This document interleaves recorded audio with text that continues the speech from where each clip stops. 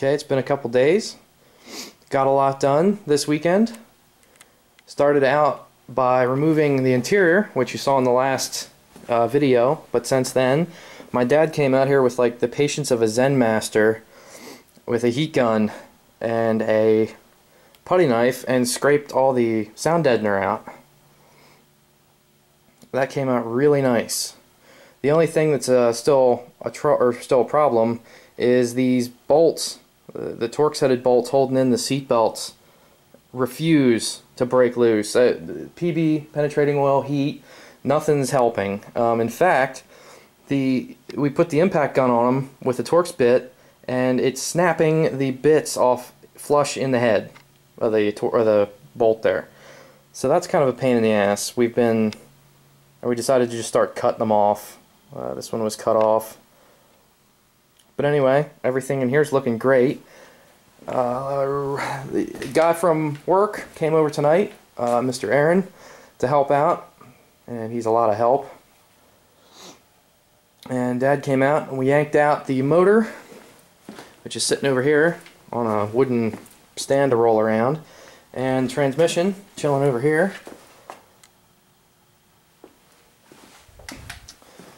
So now I can start. I'm still going to pull off the front end here, I think, and the front fenders, so I have some room to work and scoot that intercooler up in there. I think it's just going to be easier to do it that way than trying to do it with it still on the car. At minimum, I'll probably pull off this fender, but I'm going to get rid of stuff I don't need, like the coil over here, and probably this charcoal canister thingy with the gas return, vapor return line. So hopefully this week I will get this all done, painted and cleaned up.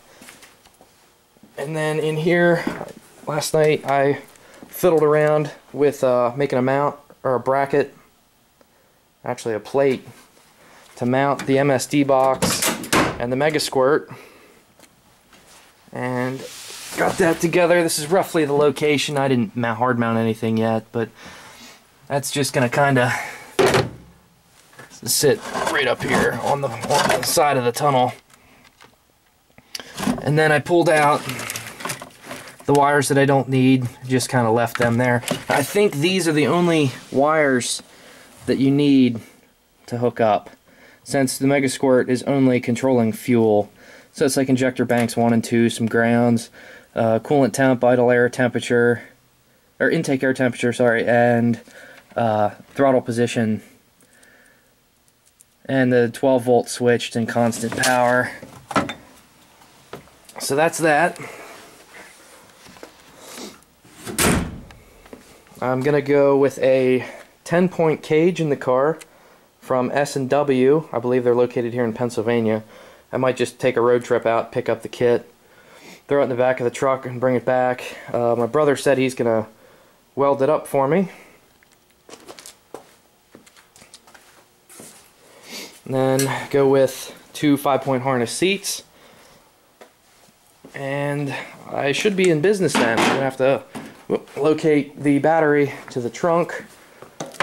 And I'm gonna put a water meth kit in it. I think I'm just gonna mount the water meth bottle on the firewall that I'm going to make between the trunk and the interior here. I'll just mount it over there on the passenger side of the firewall.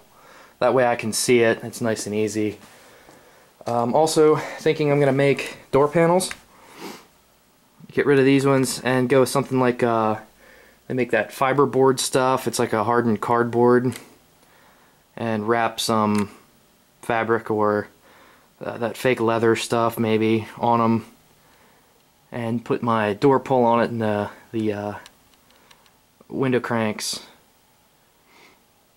I don't know, I might mount the power switches here for the window or for the locking directly flush on the panel instead of using these big things.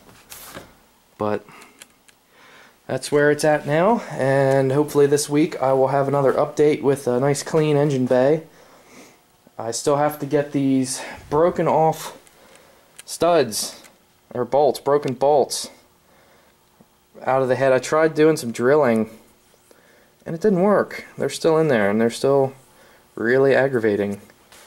There's one in this head, and two in this head. I tried to blob some weld on there. I didn't want to make it too hot as to ruin the aluminum around here, ruin the threads, but the nut that I kept trying to weld to this, I'd go straight down through the middle to pick up the broken bolt and blob the weld up into the nut. The nut wouldn't stick, so it's probably a case of my welder's a piece of crap. But I might just end up taking this down to a machine shop. There's the other one in the back. That is really the only thing that's holding me up from changing out the springs and buttoning this engine back up. So I gotta get that taken care of this week too. But there we go, and I'll talk to everybody again probably midweek, end of the week.